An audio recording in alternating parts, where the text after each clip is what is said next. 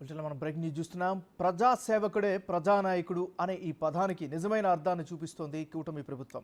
గతంలో ఎన్నడూ లేని విధంగా గెలిచిన తర్వాత జనంలో ఉంటూ ప్రజా సమస్యలను తెలుసుకుంటున్నారు నేతలు.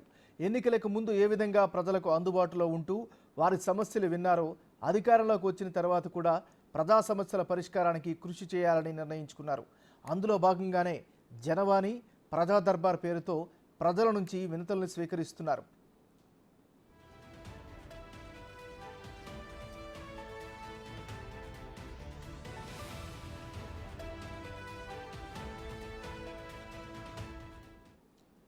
మంగళగిరిలోని తెలుగుదేశం పార్టీ కేంద్ర కార్యాలయానికి వెళ్లిన సీఎం చంద్రబాబు నాయుడు అక్కడికి సమస్యలు చెప్పుకోవడానికి వచ్చిన ప్రజల నుంచి వినతులు స్వీకరించారు.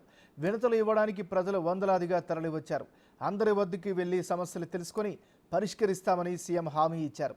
ప్రతి శనివారం పార్టీ కార్యాలయానికి వెళ్లి కార్యకర్తలు, సామాన్య ప్రజలను కలుస్తారని ఆయన గతంలోనే నిర్ణయించారు. ఈ నేపథ్యంలో వినతులను స్వీకరించారు.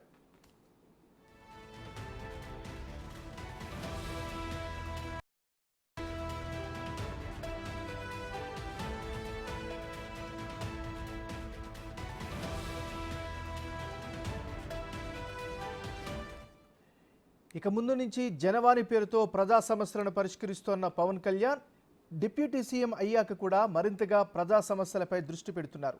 డిప్యూటీ సీఎం అయిన పవన్ కళ్యాణ్ తన జనవాణి కార్యక్రమాన్ని మాత్రం వదిలిపెట్టలేదు. తన వద్దకు వస్తున్న ప్రజలను కలిసి నేరుగా వారి సమస్యలు అడిగి తెలుసుకుంటున్నారు. వందలాది మంది పవన్ కళ్యాణ్ దగ్గరికి వచ్చి తమ సమస్యలు చెప్పుకుంటున్నారు. ప్రజా సమస్యలు తెలుసుకుని వాటిని వెంటనే పరిష్కరించే దిశగా అడుగులు వేస్తున్నారు పవన్ కళ్యాణ్. తొలిసారిగా డిప్యూటీ సీఎం హోదాలో ఈ కార్యక్రమాన్ని నిర్వహించారు. మంగళగిరిలోని జనసేన కేంద్ర కార్యాలయం ఇందుకు వేదికైంది. దీంతో పవన్ కళ్యాణ్ని కలిసేందుకు జనం ఎగబడ్డారు. రాష్ట్రంలోని వివిధ ప్రాంతాల నుంచి వచ్చిన జనం జనసేనానికి తమ సమస్యలు చెప్పుకొని వాటి పరిష్కారం కోరారు. దీంతో ఆయన కూడా అంతే వేగంగా వాటిపై స్పందించారు.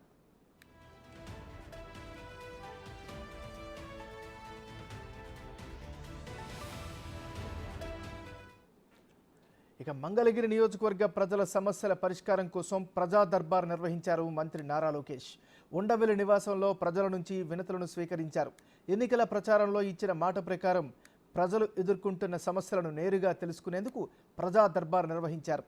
ప్రజా సమస్యలను ఎప్పటికప్పుడు పరిష్కరించుకోవడానికి వీలుగా ప్రత్యేక యంత్రాంగాన్ని సైతం ఏర్పాటు చేశారు లోకేష్.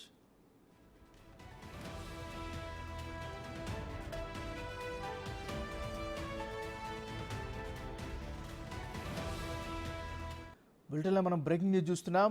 ప్రజాసేవకుడే ప్రజానాయకుడు అనే ఈ పదానికి నిజమైన అర్థాన్ని చూపిస్తోంది కూటమి ప్రభుత్వం. గతంలో ఎన్నడూ లేని విధంగా గెలిచిన తర్వాత కూడా జనంలో ఉంటూ ప్రజా సమస్యలను తెలుసుకుంటున్నారు నేతలు. ఎన్నికలకు ముందు ఏ విధంగా ప్రజలకు అందుబాటులో ఉంటూ వారి సమస్యలు విన్నారో అధికారంలోకి వచ్చిన తర్వాత కూడా ప్రజా సమస్యల పరిష్కారానికి కృషి చేయాలని నిర్ణయించుకున్నారు. అందులో భాగంగానే జనవాణి, ప్రజా దర్బార్ పేరుతో ప్రజల నుంచి వినతులను స్వీకరిస్తున్నారు కూటమి కీలక నాయకులు. సో ఇదే అంశానికి సంబంధించి మరింత తాజా సమాచారం అందించేందుకు మా రిపోర్టర్ శివ లైవ్లో సిద్ధంగా ఉన్నారు. శివ, చెప్పండి.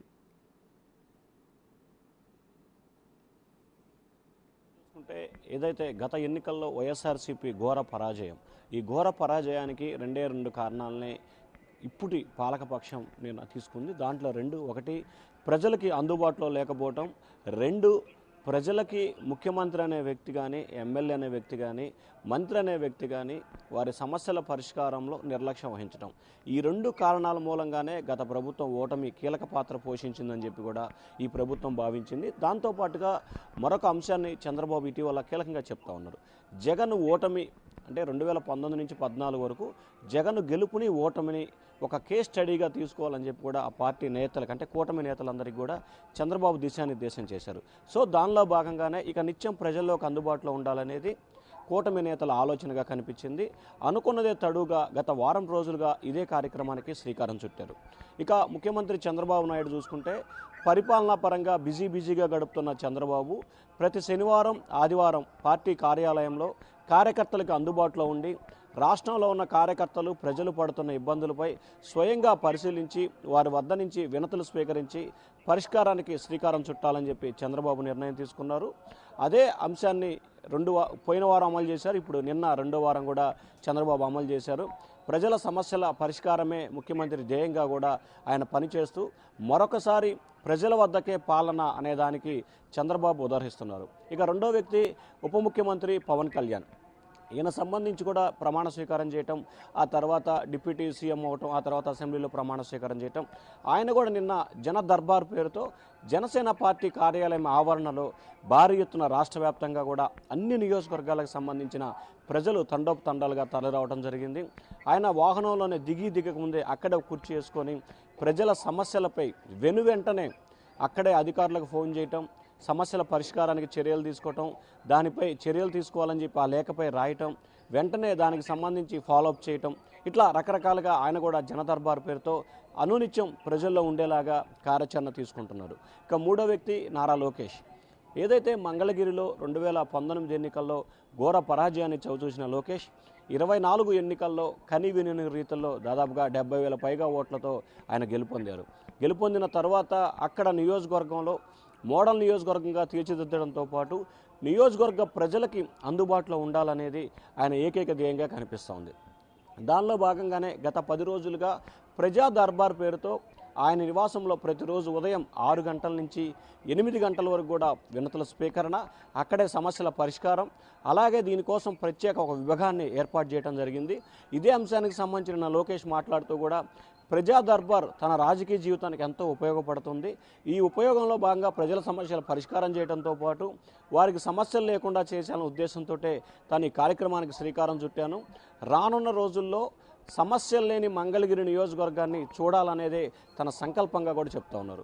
సో ఓవరాల్గా చూసుకుంటే ముగ్గురు అగ్రనాయకులు కూడా నిత్యం ప్రజల్లోకి అందుబాటులో ఉంటూ ప్రజల సమస్యల పరిష్కారానికి కేంద్రంగా మారాలని చెప్పి కూడా వారు నిర్ణయం తీసుకున్నారు. దానికి అనుగుణంగానే వారు వ్యవహరిస్తున్న తీరు కానీ వారు పరిష్కరించే చర్యలు కానీ కొనసాగుతూ ఉన్నాయి. నాగరాజు, శివ, ఇంకొక విషయం చెప్పండి. కీలకమైనటువంటి నాయకులు అంటే పార్టీ అధ్యక్షులు ఇటువైపు చంద్రబాబు నాయుడు కానీ అటువైపు జనసేన అధినేత పవన్ కళ్యాణ్ పార్టీ పరంగా కార్యకర్తలు ఎలా ఫీల్ అవుతున్నారు? వాళ్ళ యొక్క వెర్షన్ ఏంటి? మరి కార్యకర్తలు నాయకులు అయితే మాత్రం వారి ఆనందానికి అవధు లేదనే చెప్పుకోవాలి. ఎందుకంటే గతానికి భిన్నంగా 2014 నుంచి 19 వరకు ముఖ్యమంత్రిగా చంద్రబాబు ఉన్న సమయంలో ఆయన ప్రభుత్వానికే 90% కేటాయించారు, కానీ పార్టీకి చాలా తక్కువగా టైం కేటాయించాడు. దాని ప్రతిఫలమే 19లో ఓటమి అని చెప్పి నేతల భావన. సో దానికి విభిన్నంగా ఈసారి 24 ఎన్నికల్లో గెలుపొందిన దగ్గర నుంచే పార్టీ నాయకులకి కార్యకర్తలకి అందుబాటులో ఉండాలి, కార్యకర్తలే ప్రధాన ఏజెండాగా పెట్టుకోవాలనేది చంద్రబాబు ఆలోచన. అందుకే ఆయన 5 రోజుల పాటు ప్రభుత్వానికి శని ఆది పార్టీ కార్యకర్తలకి నాయకులకు అందుబాటులో ఉండాలని చెప్పి నిర్ణయం తీసుకున్న పరిస్థితి కనిపిస్తోంది. దీంతో తమ అధినేత తమ వద్దకు వచ్చి తమ సమస్యల పరిష్కారం కోసం చొరవ తీసుకోవటాన్ని చాలా సంతోషం వ్యక్తం చేస్తున్నారు. ఇక జనసేన అధినేత పవన్ కళ్యాణ్ విషయానికి వస్తే నాయకులు కార్యకర్తల విషయంలో రకరకాల అభిప్రాయాలు ఉన్నాయి. ఆయన సినీ స్టారు, ఉప ముఖ్యమంత్రి, ప్రజలకు అందుబాటులో ఉంటాడా అనే ప్రచారం జరిగింది. దానికి భిన్నంగా పవన్ కళ్యాణ్ ప్రజా సమస్యల పరిష్కారంలో దగ్గరుండి తక్షణమే ఏదైతే అర్జీ వస్తుందో ఆ అర్జీ వచ్చిన దానికి తక్షణమే సంబంధిత అధికారికి ఫోన్ చేసి దానిపై కూడా చర్యలు తీసుకోవటం, ఆ సమస్య పరిష్కారానికి చర్యలు తీసుకోవడంతో జన సైనికులు పవన్ కళ్యాణ్ సినిమాలోనే కాదు రియల్గా కూడా హీరోగా వ్యవహరిస్తున్నారని చెప్పి ఆ పార్టీ నేతలైతే సంబరాలు చేసుకున్న పరిస్థితి కనిపిస్తూ ఉంది. నాగరాజు, శివ, ఇంకొక విషయం, ఇక్కడ కీలకమైనటువంటి నియోజకవర్గం మంగళగిరిలో ఎక్కడైతే ఓడిపోయామో అక్కడ ఖచ్చితంగా గెలవాలని డిసైడ్ చేసుకున్నారో భారీ విక్టరీ కొట్టారు లోకేష్. ముఖ్యంగా ఇప్పటి వరకు కూడా తెలుగుదేశం పార్టీ అక్కడ గెలవలేదు, ఈసారి భారీ విక్టరీ కొట్టింది. సో దీంతో అక్కడ పార్టీని బలోపేతం చేసే దిశగా ఆలోచనిస్తున్నారు అని భావించవచ్చా?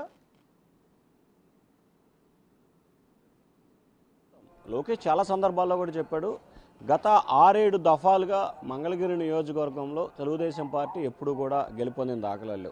మనం ఎక్కువగా గతానికి వెళ్ళకపోయినా 94, 99, 2004, 2009, 2014, 2019 ఏ ఎన్నికల్లో కూడా తెలుగుదేశం పార్టీ గెలిచిన దాఖలాలు లేవు. పూర్వం 1-2 సార్లు గెలిచింది, ఆ తర్వాత వామపక్షాలతో పొత్తు పెట్టుకున్నప్పుడు వామపక్ష పార్టీలు అక్కడ గెలుపొందాయి. సో మంగళగిరి నియోజకవర్గం అనేది అప్పుడు కాంగ్రెస్, ఇప్పుడు వైకాపా కంచుకోట.